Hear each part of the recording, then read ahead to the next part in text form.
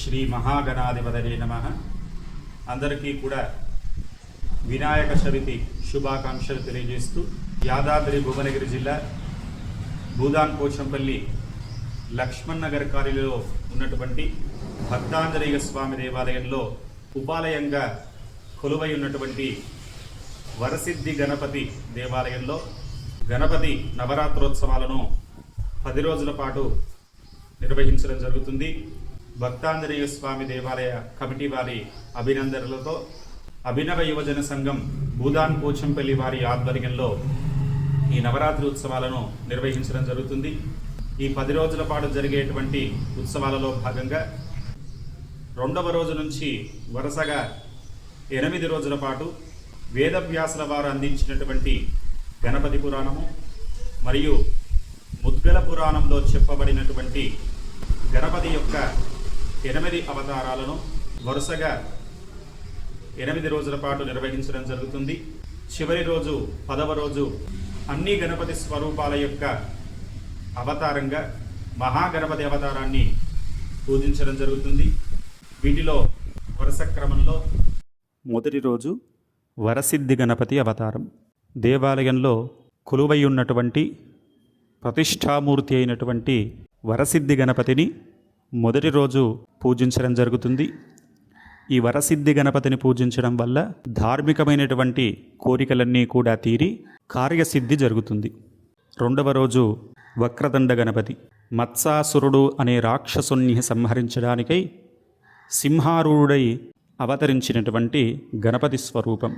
ఈ యొక్క వక్రదండ గణపతిని పూజించడం వల్ల మనలో ఉన్నటువంటి అసూయ అంతా కూడా తొలగిపోతుంది. 3వ రోజు ఏకదంత గణపతి. మదాసురుడు అనే రాక్షసుని సంహరించడానికై మూషిక వాహనంపై ఆవిర్భవించినటువంటి అవతారం. ఈ ఏకదంత గణపతిని పూజించడం వల్ల మనలోని అహంకారమంతా కూడా తొలగిపోతుంది.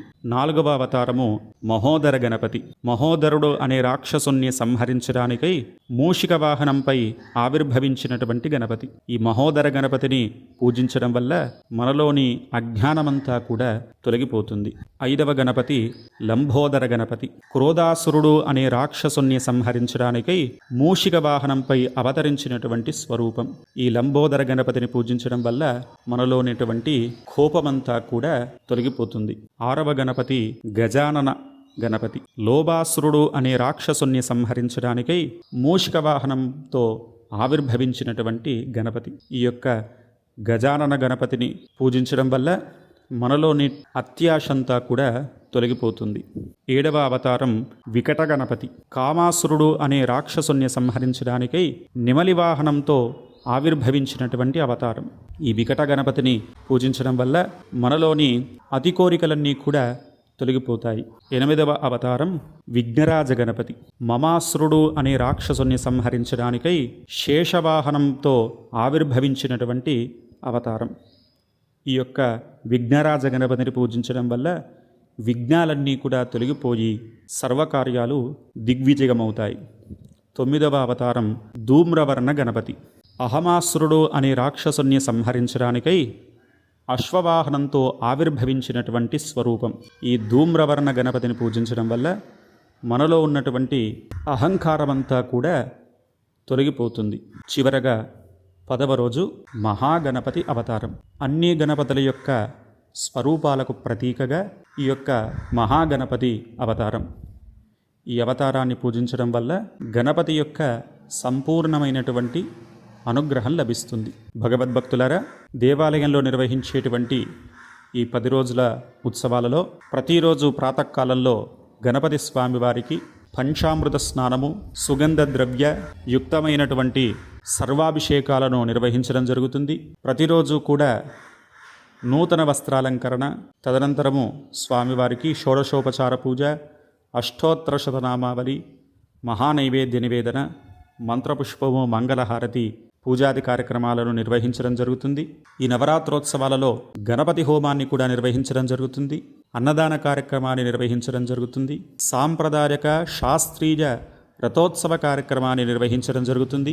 భక్తులందరినీ కూడా అనుగ్రహించడానికై స్వామివారు సర్వాంగ సుందరంగా అలంకరించినటువంటి పుష్పరథంపై ఆసీనుడై భక్తులందరినీ కూడా ఆశీర్వదించి తిరిగి దేవాలయంలోనికి వేంచేయడం జరుగుతుంది. శాస్త్రీయమైనటువంటి సాంప్రదాయబద్ధమైనటువంటి పద్ధతిలో నిర్వహించేటువంటి గణపతి శాస్త్రీయ నవరాత్రోత్సవాలలో భగవద్భక్తులందరూ కూడా భాగస్వాములు కావలసిందిగా తెలియజేస్తూ, ప్రతిరోజు జరిగేటువంటి యొక్క పూజాది కార్యక్రమాలలో మీ యొక్క శక్త్యానుసారముగా పూజాకర్తలుగా భాగస్వాములై పూజాది కార్యక్రమాలలో పాల్గొని గణపతి స్వామివారి యొక్క సంపూర్ణ అనుగ్రహానికి పాత్రలు కావలసిందిగా తెలియజేస్తున్నాము.